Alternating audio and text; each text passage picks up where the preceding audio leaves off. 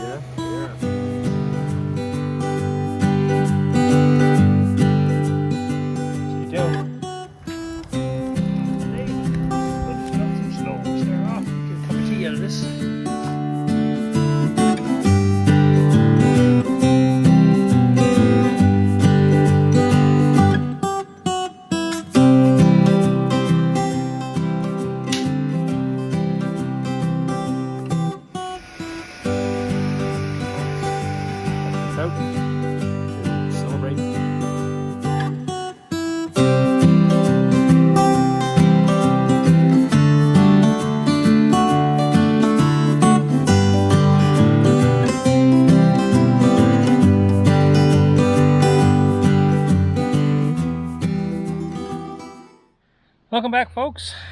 Well, as you can see, a rhubarb has come back again.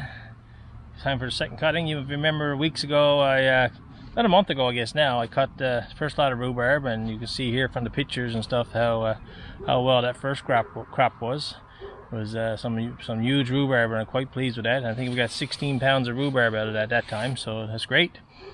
Now it's about, I guess, a month, maybe 5 weeks later, and it's time to cut it again. And oh, horse stinger. Yeah, it's looking real good here. See, it's grown up again. Now this will be the second time I cut it, and I won't cut it anymore after this season. This will be the last group I'll get out of that. But we have plans for this lot of rhubarb. The 16 pounds that we have in the fridge, I think, is going to go for wine later on. But this lot now, we were talking about yesterday, we're going to go. We're going to cut it this evening, and we're going to take it through the process. We're going to create some. Going to make some rhubarb jam, and put it in mason jars and preserve them, seal them up, so that she can then use it later for pies or cookies. So that's the plan right now. So the first thing I got to do is get this taken out of the garden into the bucket and get it cut up for her. That's the first step. And like I said, what we have here now is it's not as big as the first crop, it never is, but it's the second growing. Now it's time for a second cutting, so that's the plan. So stay tuned.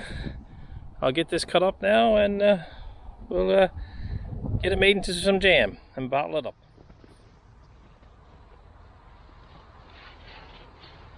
So as when I take up rhubarb, I don't actually cut it off the vine. What you do is you pull your rhubarb. So you grab it down low and you pull it off from the stalk that's growing out of the ground. So you just grab it very low and pull, and you'll see you'll get that little cup where it pulls off the main root.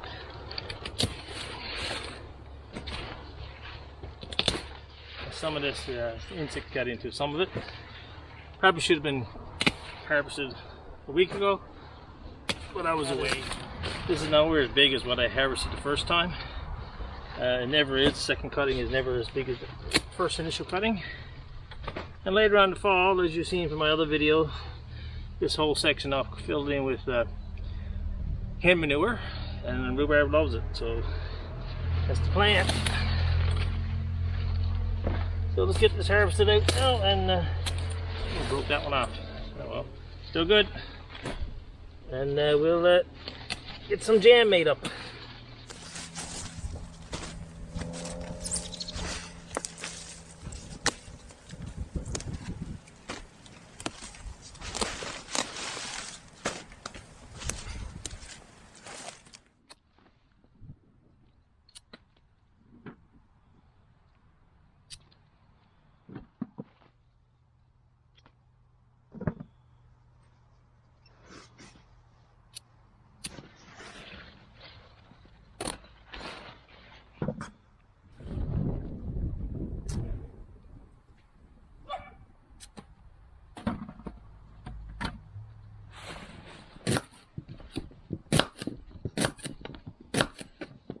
I always cut our rhubarb up in chunks like this, guys, when we're going to jam it.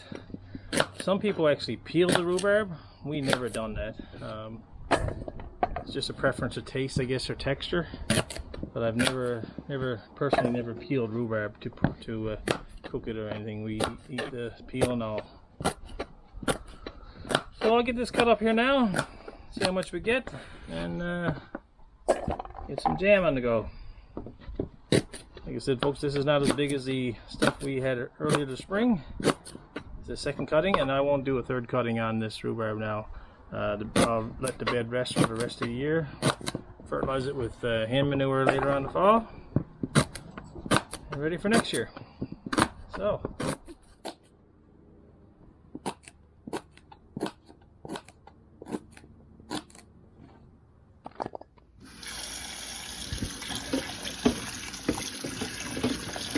So folks, I'm trying to weigh the rhubarb here, and I can't weigh it. Can't see the scale when the bowl is on top of it. So what I'll do is, I can reach the 0 button. So I zeroed the scale before we started.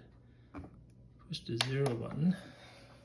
Take the bowl away, and we see we have minus 8 pounds, 15.7 ounces of rhubarb. Almost 9 pounds of rhubarb. That's pretty good. Let's throw that in again. So that's a little more than half of what we got the first time around, so it's pretty good. We'll make jam out of that now and get it in bottles. So it's going to make jam out of this tomorrow, but I can have it boiled down and at least get it started. Yeah, so all I do is take the rhubarb once I wash it, put it in the pot,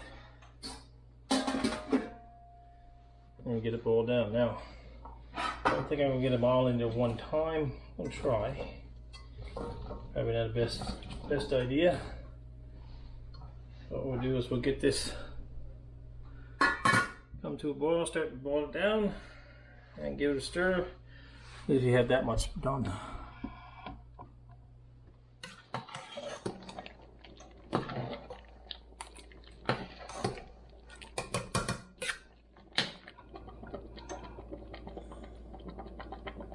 Hey folks, jam is all cooked up. I'll give it a little taste here now. I haven't put any sugar in this yet. Oh, way too much. Any sugar in this yet. I notice this is going to be very tart, so we're gonna. All I do is basically put enough sugar in to taste. I like it a little bit of tart, and if you put it in a pie later, you can actually add more sugar later if you wish. But for now, I'm just going to put some in, get it to taste, and then I'm going to put it in bottles. Okay. And then the other thing I do is put some Surdo into this. Surdo is basically a thickener to make it more jammy, I guess. And so we'll do that. So let's see. Oh, yeah, that's tart. So let's add some sugar. Now, like I said, I don't know how much rhubarb I have in here. I'm just going to add sugar until I get what I want. This is a 1 cup sugar. Stir that in and give that a mixture. Mix it up. I suspect we're going to need a bit more than that. But let's start with that first.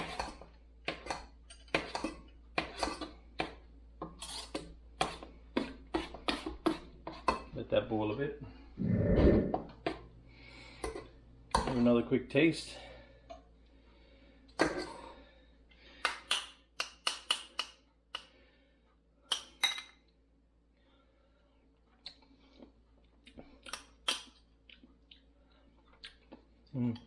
A bit better, but still not there. Try another cup, and I suspect this will probably be enough. Stir that in. You can see right now it's pretty runny. So yeah, we have to thicken this up. Put that in and let's give this a little taste.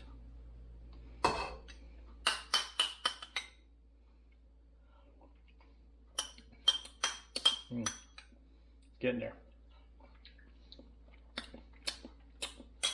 It's definitely not pucker lips right now. It's a little bit of sweetness to it. I think I'll add a little bit more.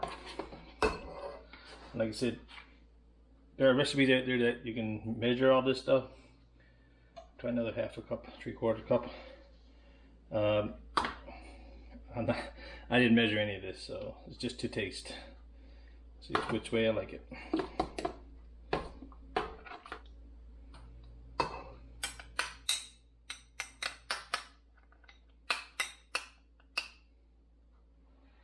It's hot.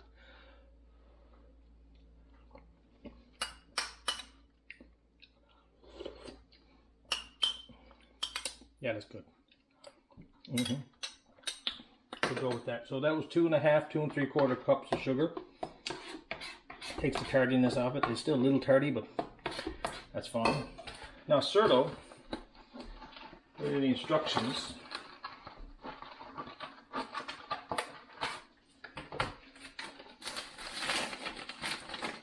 One package per 3.5 cups of jam. This Coke jam. So I'm going to try one package first, and this is actually liquid Certo. I need a pair of scissors.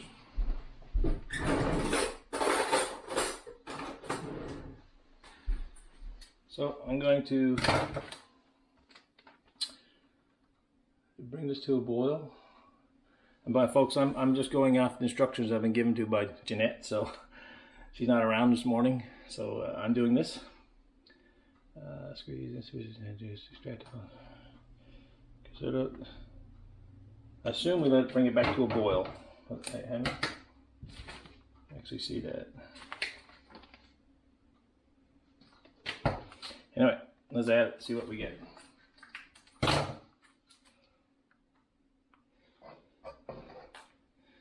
guess it's basically gelatin. That's what I would compare it to. So we're going to add one package to this whole mixture. And Certo is not a sweetener, that's why we add the sugar. This is just a thickener.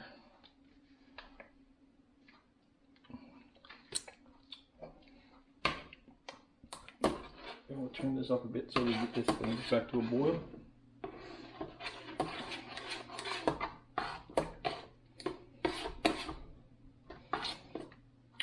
I definitely got more 3.5 cups, so I suspect I'll put 2 packs in.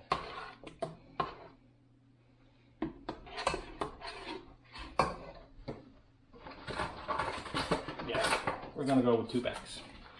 And I think with Certo, if I remember, it was set up once it cools down in the jars. So we're gonna go with 2 packs, leave it at that, and what we have, we have. It tastes fine. Should give it another little taste test here.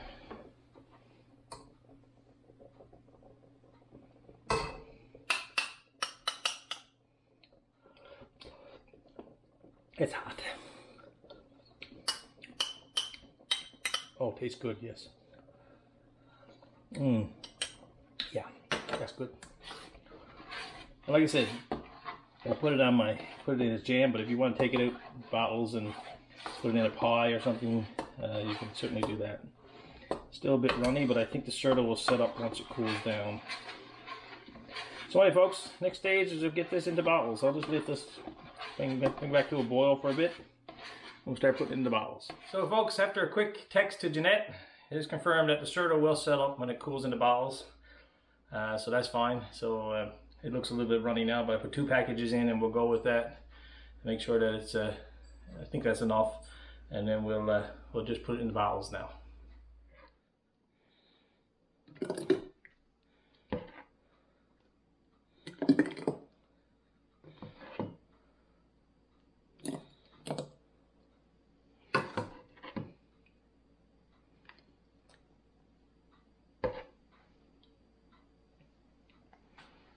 You can see, folks, they're just filling it up to the bottom of the neck. Like so. So, I'll continue to get these filled up now and catch up with you after they're all filled, and then I'll put them in a bath of hot water for about 20 minutes just to make sure the bottle's sealed good. And then we're done. Rhubarb jam, ready for the winter. Thanks for watching, folks.